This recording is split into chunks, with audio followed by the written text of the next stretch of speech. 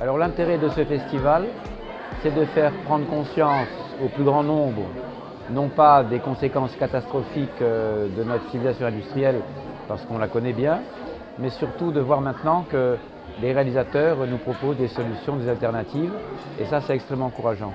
Et en plus le cinéma, avec la magie de l'image, avec la musique et avec le scénario, on arrive à faire passer beaucoup de messages, beaucoup plus que dans les textes écrits ou dans des conférences. Alors c'était intéressant parce que dans le jury, nous avions des personnalités très différentes et des compétences différentes.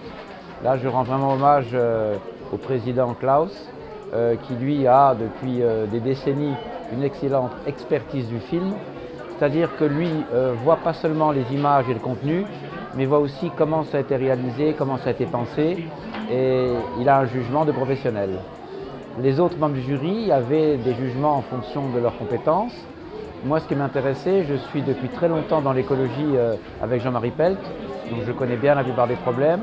Je suis enseignant, donc je sais comment faire passer un message pédagogique, et j'ai surtout une compétence dans le problème de la nature et des médecines douces, ayant beaucoup voyagé, et j'ai apporté donc ce côté complémentaire par rapport à ceux des autres membres du jury.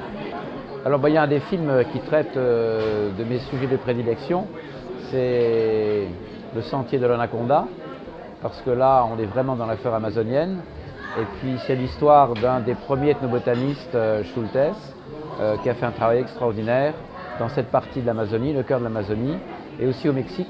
Et il a beaucoup travaillé aussi sur les champignons hallucinogènes, ça a été un des premiers à les expérimenter et ensuite à collaborer avec des Français pour déterminer leur structure.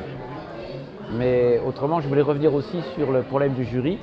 C'est vrai que lorsqu'un jury s'est réuni avec des compétences, des idées différentes et des approches différentes, ce n'est pas d'emblée qu'on choisit les premiers prix, les deuxièmes et les troisièmes. On a d'abord procédé par élimination, c'est-à-dire ceux qu'on pensait ne pas recevoir de prix.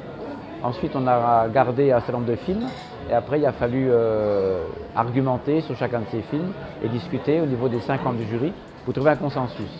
Mais ce qui a été extraordinaire, c'est après cette phase d'élimination de certains films, on a eu un quasi-consensus sur l'attribution des prix.